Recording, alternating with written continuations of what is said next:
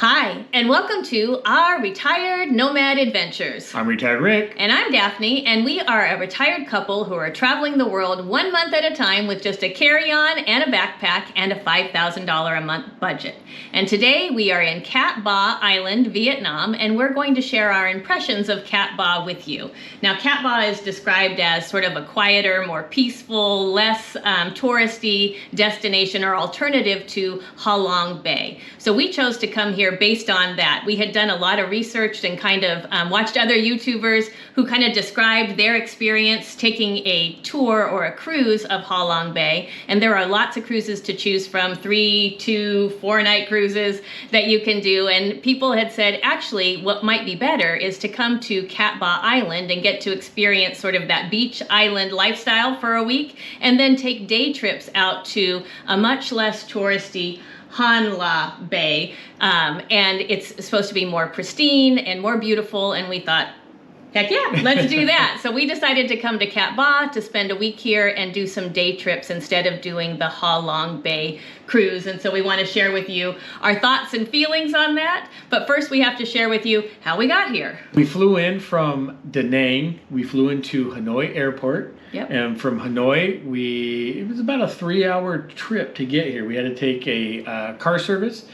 We went about 2 hours on the freeway, yeah. And then we took a ferry, and once we got over on Cát Bà Island, it was another about 30 minutes to our hotel. Yeah, super easy. The car service that we arranged, it was through the hotel, and we didn't even get out of the car on the ferry.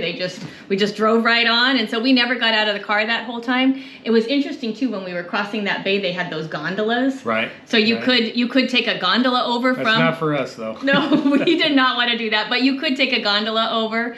But it was a straight shot for 3 hours. Right. Once we were driving the 30 minutes to get to our hotel, as we were driving in, now remember this is a first impressions video, but both of us silently were thinking, uh-oh, maybe we made a mistake. It didn't seem to be what we were completely expecting. I was thinking, I'm glad we're only here for 7 days, because I was thinking of this beach town area, and you had drives along the cliffs, and you saw the ocean, but it just wasn't what I had in my mind about a sleepy beach island, I guess. Yeah, same here, and it's really difficult to kind of put the words around it, but it just was a feeling that this just wasn't resonating quite with us. We were definitely going to give it time, and because we were just driving. Just our first impression, so that was the first thing we thought of.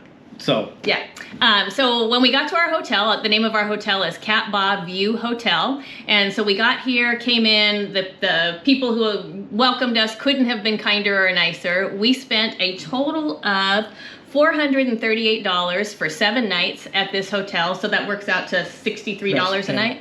And we booked the top floor, which is only on the 7th floor. Remember, we're having like little palpitations about going too high up, but we booked the top floor room. It's a big family suite, so there's 2 big beds and a big balcony and also a bathtub. So we booked a nice big place for ourselves. Gives us a little bit of extra room, and just being able to walk out on the balcony is nice. Yeah, and they also had breakfast included. And so we're going to take you on a quick tour of the hotel now, just so you can see what you can get for your money on Cát Bà. And normally when we take you on the tour, we spend a lot of time as we're videoing, kind of explaining things. This is just going to be a silent tour, and then we'll come back and kind of give you our thoughts and feelings about the actual hotel.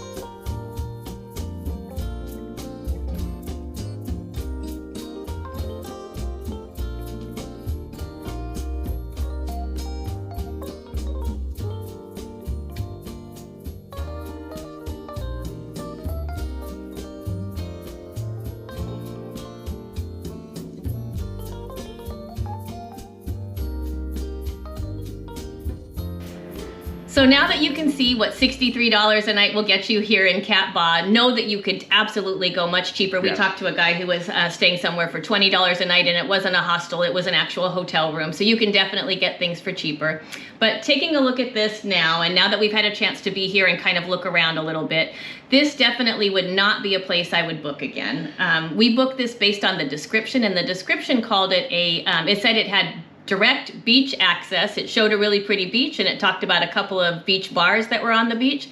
And we found the beach that was in the picture. And it was direct beach access through a alleyway, down a street, down another busy street, up a hill, down past a couple of hotels, and then you got the beach there. So it is direct beach access, but they were very creative in their explanation of how to get there. Yeah, so it's at least a half a mile away. So based on that, I wouldn't choose this location again. And I honestly think that the location maybe has colored our view of the island a little bit. So now after walking around, I was actually kind of tossing up between two hotels. One was called a Flamingo Hotel, and it is right on one of the three main beaches in Cát Bà. And then this hotel, and I chose this one because it said it had direct beach access, and then also it is close to the downtown town center. So it felt like it was the best of both worlds. Plus it was a little boutique hotel, which we prefer.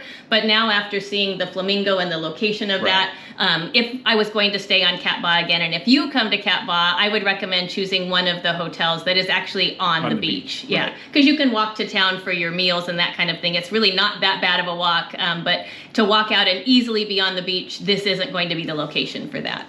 Here on the island, there's a lot of construction going on, and know that that construction may also be coloring our view, but there's a lot of construction going on. They're building actually a brand new main beach, and they're building a huge, sort of almost a new city within a city. And so anywhere you go, you're going to see that there's brand new developments going on. But then also we learned that there was a typhoon here less than a year ago that really destroyed the island. And you can see that there are lots of buildings within the Old Town Center that are in disrepair, have been abandoned, are working to be reconstructed right now. But the construction efforts in the town by the local people look much different than this very upscale, high-speed construction going on with this new development. Right, the new development is it's crazy to see. There's so many buildings, high rises.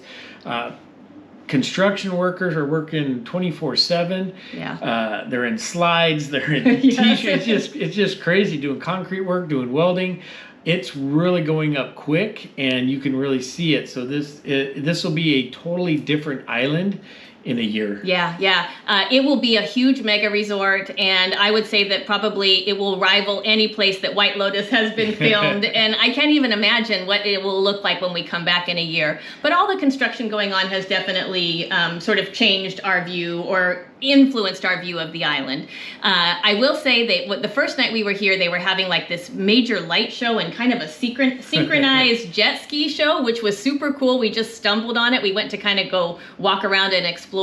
So the light show was lighting up the sky, the music was playing, and the jet skis were going. And what we have since learned is that they're practicing for a major sort of Vegas-style grand opening to this new construction that's going on. And so it seems like it does look like they're going for a Vegas vibe on the beach. Right. The jet skis were a ploy to bring in potential buyers and everything for the grand opening, condominiums, all that stuff. Yeah, so. And honestly, it works on me. I am a sucker for the lights and the fireworks and all of those things. So we were mesmerized, and I keep making Rick take me back each night so we can watch it again and again. But so that is happening, and I would say so. We're filming this right now in 2025 of May 2025, and a year from now, I would say that this will be a wildly different looking place. Right, and while we're walking around here, I'm always thinking, what do the locals think about the construction that's going on? They were just now devastated by a typhoon less than a year ago, and then now all this construction's going up. So I'm sure that there are locals that don't like the progress, but then also welcome it too because of the business that it's bringing to the island. So you just gotta be careful of overdevelopment, but then I don't know. It's hard to know as a tourist what the locals really feel about all of this that's going on. And then I think too for us, like this disconnect that we're having with the island may be that there's all this like razzle-dazzle construction going on in a community that hasn't even healed Right. from a devastation that happened less than a year ago. So it's just an interesting dynamic going on right Yeah, now. and like I said before, it'll be very interesting to come back in a year and kind of see where they're at and to kind of see how the island accepts it. Yeah. So we'll switch gears a little bit and talk about, is it walkable here? And I would say yes, definitely. It's a small little town area. It's definitely walkable. Yes, definitely walkable. It is hilly, more hilly than other places that And we we've been. can feel it in our legs and glutes. So, but it definitely is walkable, and some of the walks are nice. And down through town, there's small streets. They don't allow a lot of cars in. And that's one thing we learned, that they're going to restrict going Right. forward too. That they're really going to try to go with just the electric carts and motorcycles. Right. Yeah. Right. One thing that's also super interesting and different for here is that there is no Grab service No. available on the island, and so your hotel can arrange transportation for you if you need it. You can certainly rent a motorbike, which most people here seem to do, and then I don't know how we would get a taxi, but we would ask our hotel. Yeah, I think we would organize it through the hotel. Yeah. And whenever we're walking around, we do get offered motorbike kind of Grab Yeah. type deals. And we're not getting on a motorcycle, but we do those. That's all we've been offered is Yes. motorbike rides. But to get around the actual town, you really you can just walk. And then if you wanted to go visit any of the sites, you can easily organize that transportation through your hotel or through a Right. tour. Right. Another thing we usually like to talk about is what's the food scene like here. And I'll say we found a couple of restaurants that we've enjoyed, but this island is not known for its food scene. It's known for its beauty and the bays and the nature that you can experience. Right. They have seafood. They have fish dishes. Meals are pretty inexpensive here. The whole cost of living here is relatively Right. inexpensive. And so Rick and I can both eat out kind of anywhere and get a couple of drinks each and have our meal for about $20.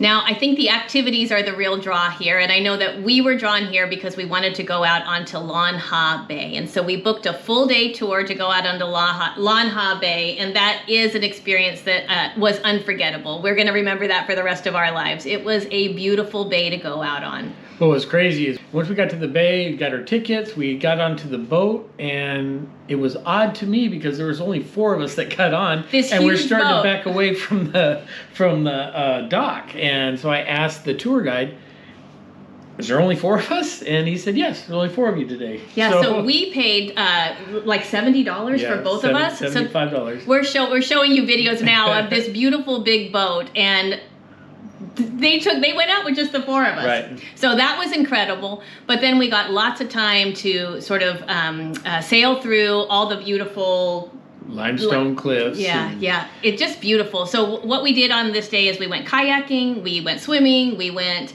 exploring a small little beach, we had a beautiful lunch, we saw floating fishing villages, we had time for sunbathing. Like it was relaxing. Just seeing nature was amazing. It was just nice and relaxing and quiet. So what we had heard was that Ha Long Bay had become a very popular tourist destination, and so it tended to be pretty crowded, and there was some problems with kind of keeping it clean as a result of all of the activity happening on the bay. And the bay we were going to here from Cát Bà Island was supposed to be a very pristine alternative, and I would say that is 100% true. Like that, this bay was beautiful. Mm-hmm. It's not trafficked many times. Most of the time we were out there, we were the only big boat out there. Every now and then you'd see another boat, and it was beautiful to capture it. When we were kayaking, we were all by ourselves. Like it just was magical and beautiful, and all of the things that we had heard about the bay are 100% true, and it definitely put a shine back on our time here in Cát Bà. And it was nice as we're going through the bay, just seeing the families that are fishing families. Mm-hmm. And then that's just how they make their living. They're either living on the boat or they have little houses on the bay itself that they live in. So it was just amazing to see lifestyle out in the bay. What was nice is we got lots of attention from our guide because there wasn't really anybody on the boat with us, and you talked to him a lot about Right. that, and his dad had been a fisherman his whole life, his whole career, and so he had lots of interesting stories about the fishermen who are actually living out on the water and the fishermen who lived on land, and it was just an interesting perspective to be Right. able, that was another real highlight of the trip for us. Okay, so you've got to do that if you come to Cát Bà. Now, I will say we had originally planned on doing 2 days on the bay, but what we found out is that this particular bay is a pretty small bay, and so we sort of saw all the caves, did all the kayaking, did all of the things that you can do on this bay. Now, Ha Long Bay is a bigger bay, and so you can absolutely spend a few days out there, but our bay was small enough that really one day covered it. That doesn't take away from the beauty of it. It was fabulous, but we did cancel our second day out there. Just because we would have been doing the same thing twice. And, yeah. I mean, we had a fantastic time. I don't think we can replicate what we did, having the boat to ourselves and seeing what we've seen. So I think we did the right thing. Yeah, I agree. Now, you could also so there's plenty of things to do here. So there's a coastal walk you can go on. So you kind of start at a hotel in their beach area, and then you walk along the cliffs, and it's a beautiful coastal walk. There's 3 main beaches right now in Cát Bà, and so you get to see all 3 of the beaches. So I would say pick your favorite beach and then go spend a day at the beach here, and you can rent chairs and umbrellas, and one of the beaches has a couple of beach bars with a full service there, so you could easily spend an entire day there. But walking and hiking and that kind of thing is a real big thing to do here. And it was an easy walk. You have some steps, but then you're just walking along a paved area, and super easy. Yeah, really nice and beautiful. The other thing that you could do here is there's a lot of history here on Cát Bà Island, and so there's some caves you could go explore. There's a hospital cave, all kinds of things that happened during the wars where they show sort of these hidden areas, and so you could go learn some history. There's also a big, beautiful national park that you could go spend a day hiking around, and there's all kinds of tours that will take you to do that, or you could just arrange transportation and kind of do that day on your own. And we met a younger guy who went out on a moped and just kind of drove the island, and he said it was fantastic. He says it was a great time to ride a motorcycle on the island, and he got to see a lot of it. So I think that would be beautiful. I wish we were a little riskier and that we would do that, because this seems like we've seen more backpackers here and more young kids who are kind of like backpacking through Vietnam, and I think that they do that, right? They get to a destination, they rent a bike for a while, and then they go exploring. And so this seems like it'd be a beautiful place to do that. For us, the standout here really was our time on Lan Ha Bay. It was incredible. It was everything that we hoped it would be, and I'm super glad we got to experience that. Yep.